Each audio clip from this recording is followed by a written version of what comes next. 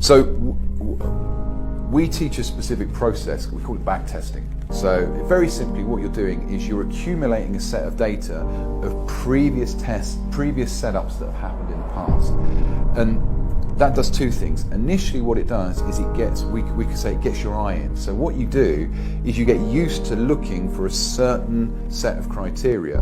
Because one of the problems traders have when they start out is they'll look at a chart with a set of criteria and they'll see everything else but the criteria that's their strategy. So by looking back at chart data for a year, 2 years, you get good at seeing the pattern in its own right. The second thing is you build up a set of data. So for instance, I know that 78% of my winning trades go into some form of losing position, so some form of drawdown before they hit target.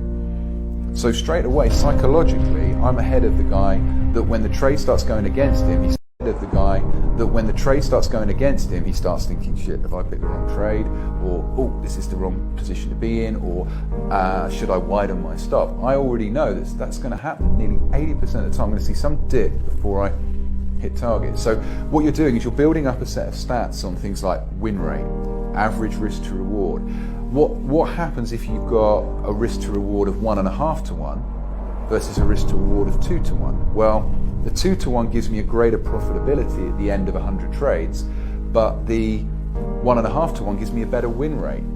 Now, if that trader is more concerned about winning, it may be that they go for the 1.5 to 1 risk to reward versus the 2 to 1. I've got quite a thick skin, I've been doing this a long while. I can cope with a week of drawdowns. I can cope with a month or even a couple of months where I'm not actually profitable, but I know that over the longer term that's going to work, but that's because I'm going for a greater risk to reward on the trade.